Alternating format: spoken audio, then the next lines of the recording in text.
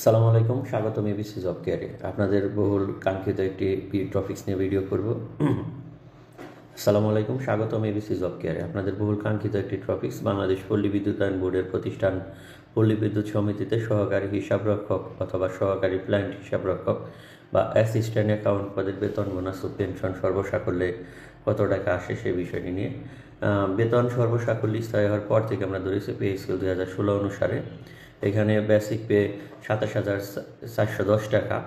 এ বেতন প্রত্যেক বছর 4% বৃদ্ধি হিসেবে আমরা ধরেছি। তবে পল্লী বিদ্যুতে একটা নিয়ম ছিল যে এটা প্রত্যেক বছরে নির্দিষ্ট পরিমাণ একটা টাকা বৃদ্ধি পাবে, ঠিক আছে। এটা মূলত এখন বাদ হয়েছে যতদূর জানি, যে 4% হারে এটি বৃদ্ধি পাবে।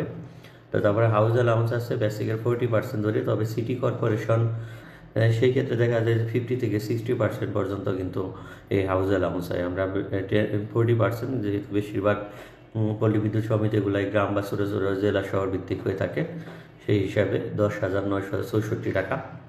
মেডিকেল অ্যালাউন্স প্রত্যেক মাসে 1,000 টাকা ফিক্সড। আর কর্তনটা দেখিয়েছে ওই সাথে কিসকপ মানে কল্যাণ তহবিল বাবদ 100 টাকা। প্রত্যেকটি পল্লী বিদ্যুৎ সমিতিতে মসজিদ আছে, তার উন্নয়নের জন্য 100 টাকা করে নেওয়া হয় প্রত্যেক মাসে। আর ফোন বিল আপনাকে মোবাইল বা সিম দেওয়া হলে প্রত্যেক মাসে তার হিসাবে 300 টাকা করে কর্তন করা হবে। আর ইলেকট্রিসিটি বিল আছে আপনাকে দেওয়া হবে 200 ইউনিটের সমপরিমাণ, 1295 প্রায়। আর এখানে সিপিএফ বাবদ কর্তন করা হবে বেসিকের 10% হিসাবে 2741 টাকা। আর 5% স্পেশাল অ্যালাউন্স যেটা সেটা পাবেন 1371 টাকা বেসিকের 5% হিসাবে। আর এখানে ইনকাম ট্যাক্স বাবদ কর্তন করা হবে 200 টাকা। মানে আয়কর জমা এটা বছর শেষে হিসাব হবে, এই যে বেসিকের 10%টা হিসাব হবে, ঠিক আছে। তার মানে এখানে আপনার টোটাল আসতেছে 42,240 টাকা। সেইখান থেকে কর্তন করা হবে 3441, তার মানে আপনার অ্যাকাউন্টে ঢুকবে 38,799 টাকার মতো আর কি। একটু কম বেশি হতে পারে, আমরা যে তথ্য জানতে পেরেছি সেটাই তুলে ধরেছি। বোনাসের হিসাবগুলো বছরে একবার। এখানে বৈশাখী বোনাস বেসিকের 20%, এই 5,482 টাকা। ঈদ উল ফিতর এবং ঈদ উল আজহা মুসলিম সম্প্রদায়ের যারা আছেন প্রত্যেকটা ঈদের আগে এক বেসিক করে পাবেন।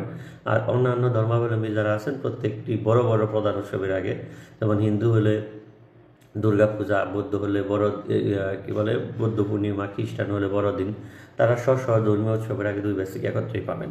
আর এপিও বোনাস মন্ত্রণালয়ের সাথে অর্থাৎ বিআরইবির সাথে একটি আপনার চুক্তি স্বাক্ষরিত থাকে মন্ত্রণালয়ে, সেগুলো অর্জনের উপর মার্কিং হয়। মার্কিং হলে দেখা যায় 0.75, 1, 1.5 বা 2 বেসিক সমপরিমাণ এই বোনাস পাওয়া যায় বছরে একবার। আর পেনশন ব্যাককালীন যেটা ব্যক্তিগত বয়স চাকরিতে ওই প্রতিষ্ঠানে 30 বছর অথবা আপনার বয়স মোট 60 বছর পর্যন্ত চাকরি করতে পারবেন, ঠিক আছে। এখানে যা পাবেন প্রত্যেক মাসে বেসিকের 10% কেটে নেওয়া হবে, সরকার দিবে 8.33%। এই টোটালের উপর ব্যাংক আপনাকে 12% মুনাফা দিবে, মানে 18%, 18.30 ইন্টু বেসিক 30 বছর যাবে, এই হিসাবে এর 12% করে মুনাফা যোগ হবে।